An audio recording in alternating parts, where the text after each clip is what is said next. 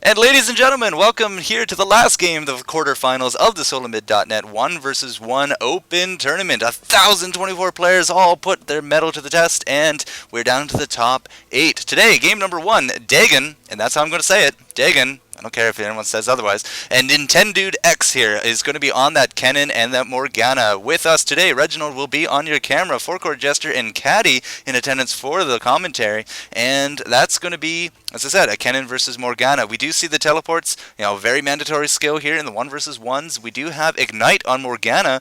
Could be good, could be bad, but we have Flash on Kennen. So we do see, these very recurring themes. Teleport and Flash are very big things right now. They seem to be predominant in these tournaments. But the Ignite, that's a very powerful summoner spell. A lot of people like to run those Ignites simply for that extra DPS burst, and sometimes that's just going to be enough to get you those games. We just saw, of course, the Mordekaiser versus Malzahar series, where Ignite was a big combo with all the dots that both heroes were able to put out. So, good times if you can use it right. Today, Caddy, I think you're there, dude, right? Say hello to everyone. Yeah, definitely. I'm here. How you guys? Oh no, you're cutting out again. I gotta really focus on it so that I don't let go early.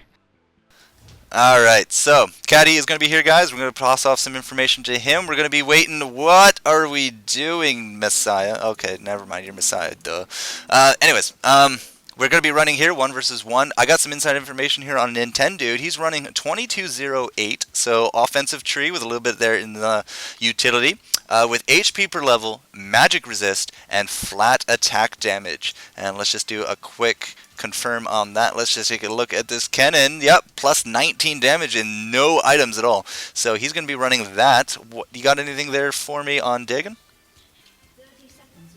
I do not. I can look at him. Let's see. He's got some extra ability power, but that's obviously from the Dorian's Ring. So he also has extra armor and magic resist runes, and it looks like a little bit of move, but that comes probably out of the utility.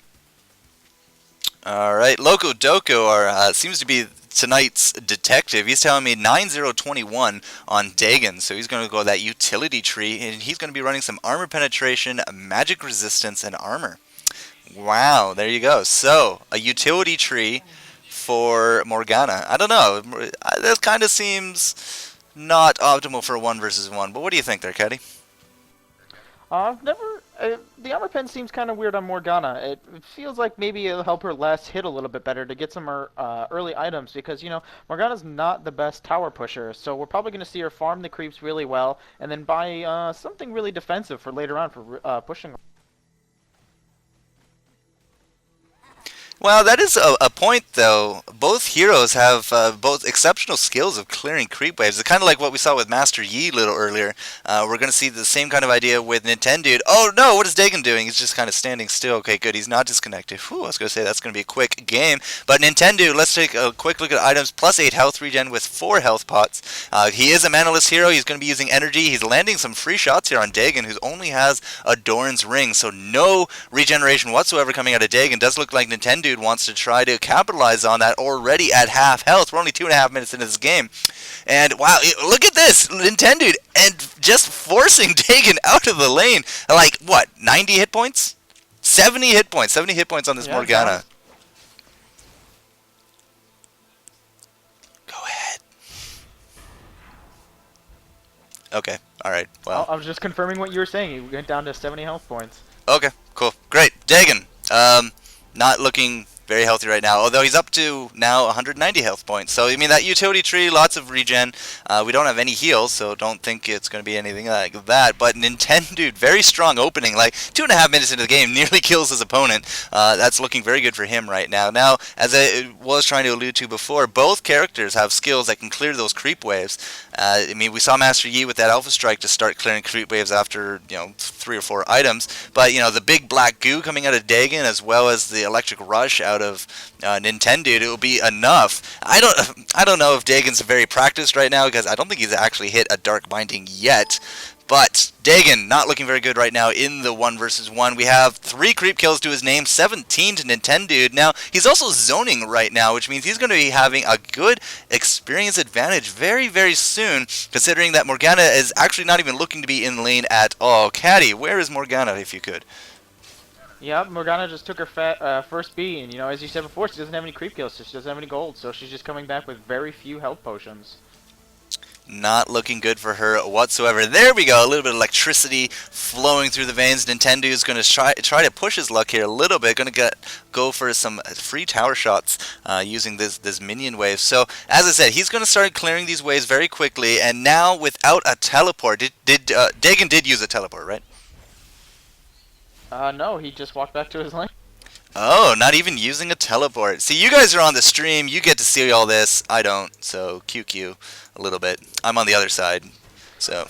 The thing you were talking about is these two different mages talking about having really good cleaning, lane cleaning up power. But I could probably tell you that Nintendude's running these AD runes, and so he's probably leveling his W, meaning he's not going to get his E, very strong. So he's not going to have the best clearing power, but he's going to have a very strong W when he hits that with the.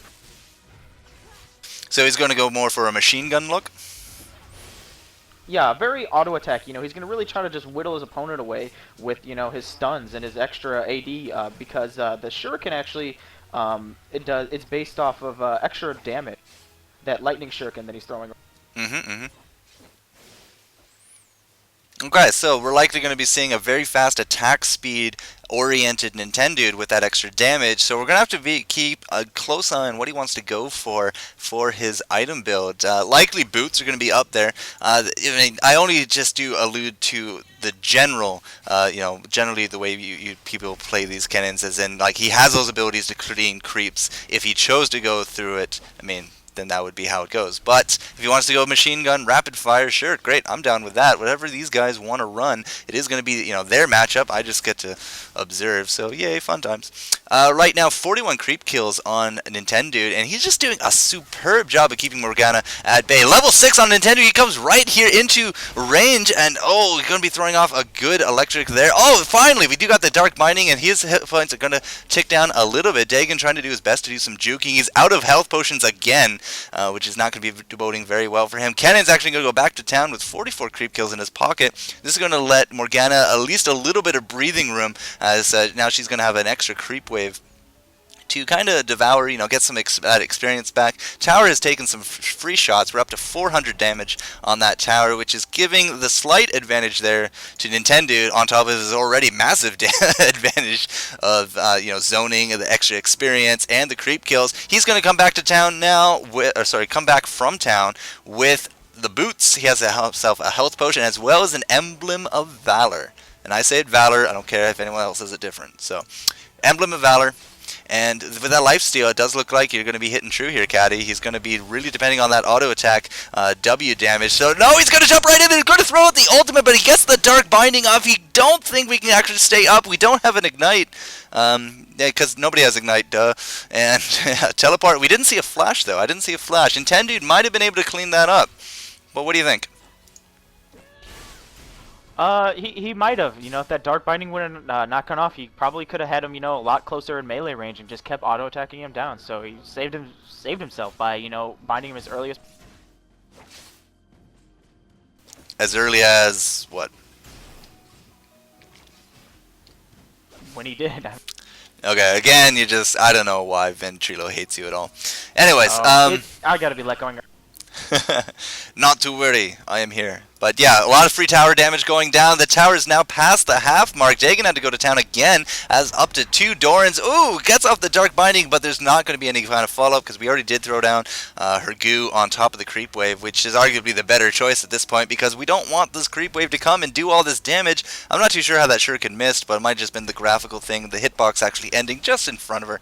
But now both of them are going to be level 7, but Nintendude, he has the health potion, he has the emblem of valor. That's going to be a lot of lifesteal for him, and at this point he's just going to try to keep up this pressure. He knows he's in the clear at this point. 62 to 20, that's a lot of cash difference, and he's just going to try to clean up these creeps as best he can. He's up to 94 auto attack damage with those runes, and at this point he's just going to really try to keep Daegen out of line. Oh, the dark binding actually landing there. Now, oh wow, she's going to actually commit to this, throw down the ultimate. It's just not going to be enough. She doesn't have the rune power, or sorry, the magic the magic ability power to follow up on that. And Nintendude's got to be feeling pretty good at this point. Going to blow one of those health potions. Now going to try to chase her back, but he actually avoided a lot of damage there on his tower. 150 damage went down on the tower. That's okay considering the other tower is over 1,000 damage landed. But again, he's going to try the zoning tactic, keep Daegen out using the auto attack range as well as his electric abilities to try to keep her out there. And look at her health, just right now not the best. 400. That shuriken does about 150 damage because I just caught it here on stream, which is a lot of damage for a shuriken to be doing, especially with the consistent landing rate that he's getting these on top of her. So, I don't know. Nintendude really wants to push for a kill. He might end up taking this with a tower, but I think it's pretty clear Nintendude has a huge advantage right now. Hey there, Yeah, Kat? this is I've experienced this type of build before on Kennen. It's just amazing. He's such a great tower pusher, and people don't know it. He's a great melee champion, but he's just better built mage. In a solo lane, Kennen is a very, very, very strong 1v1 build 8. And you can just see that now, he's just he's almost an anti-carry, really. He can really zone out his opponent early game, but once it comes into that mid game, like a level 11, his powers really start to whittle away. Well, it's at the 10-minute mark now. We're still level 9s, and level 8 actually on Morgana. And I don't know, this could be right now. We do throw it on the goo. We're going to try to get those towers. The tower is actually going to go down. No question about that. Nintendude is going to be taking game number 1 with a very strong Kennen performance. So, we are going to go to game number 2. This is the last round of the quarterfinals here at the SoloMid.net 1 vs 1 open tournament. Game number 2 coming up. Whoever wins this is going to go straight to the semis, and we're going to have that here live for you guys tonight because we're not done until we are done. So stick around, spread the word. We'll see you guys in the next game.